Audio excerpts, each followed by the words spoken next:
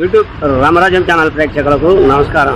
ఈరోజు ప్రధాన అంశం పులివెందులలో వారపు సంత అనే అంశంపై ఈ విశ్లేషణ మీరు చూసే ముందుగా మీరు నా ఛానల్ లైక్ చేయండి, షేర్ చేయండి, ఆ తర్వాత సబ్స్క్రైబ్ చేయండి.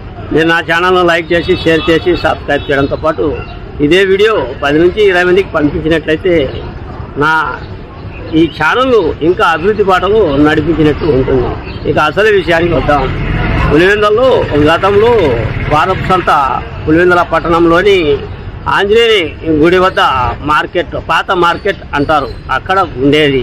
కానీ ఈ అభివృద్ధి జరగడం వలన అభివృద్ధితో పాటు జనసంఖ్య పెరగడంతో పాటు వారపు సంతను మార్చారు. బ్రాహ్మణపల్లి రోడ్డు నందు ఉన్నటువంటి అటు తర్వాత రంగనాగల దేలం గుడి వద్ద ఉన్నటువంటి స్థలం సమీపాన ఈ వారపు సంతను ఏర్పాటు చేశారు. గతంలో ఈ సంతను మన పూర్వీకులు కానీ పెద్దలు కానీ సంత మార్కెట్ అనేవాళ్ళు. వాళ్ళే ఇంగ్లీష్కు తెలుగుకు అర్థం చెప్తారు, సంత మార్కెట్ అని.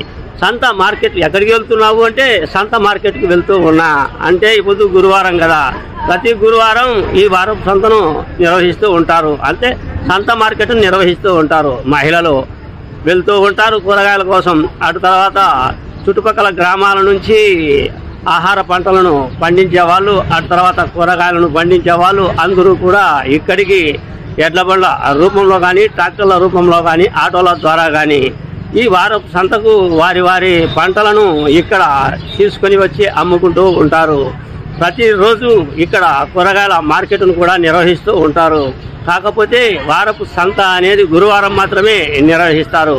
పట్టణంలోని మహిళలు అటు తర్వాత పురుషులు అంతా కూడా ఆటోలలో అటు తర్వాత ఇతర వాహనాలలో వచ్చి ఈ కూరగాయలను తీసుకొని వెళ్తూ ఉంటారు. అయితే ఈ సంత పరిస్థితి గతంలో ఎన్నో రకాలుగా సమస్యలకు ప్రాధాన్యత ఇచ్చినట్టు ఉండింది. ఎందుకు అంటే ఈ మార్కెట్ను పట్టణం నుంచి ఊరి చివర మార్చడం వల్ల పులివెందుల ప్రజానికం అసంతృప్తితో గతంలో ఉండేవాళ్ళు. రాను తీరు మారింది. ఆ తర్వాత రెండవ సమస్య ఈ సంతకు వచ్చి పడింది, ఈ వారపు సంతకు. ఏది అంటే రంగనాయకుల కూరగాయల మార్కెట్ అని పేరు మార్చాలి అని, గతంలో వైఎస్ఆర్ కూరగాయల మార్కెట్ ఉండేది అని. కాబట్టి దీన్ని రంగనాయకుల దేవాలయ కూరగాయల మార్కెట్ పేరు మార్పు అనేది రావాలి అని తెలుగుదేశం నాయకులు డిమాండ్ చేయడంతో వైఎస్ఆర్ కూరగాయల మార్కెట్ను రంగనాయకుల కూరగాయల మార్కెట్గా పేరు మార్చారు.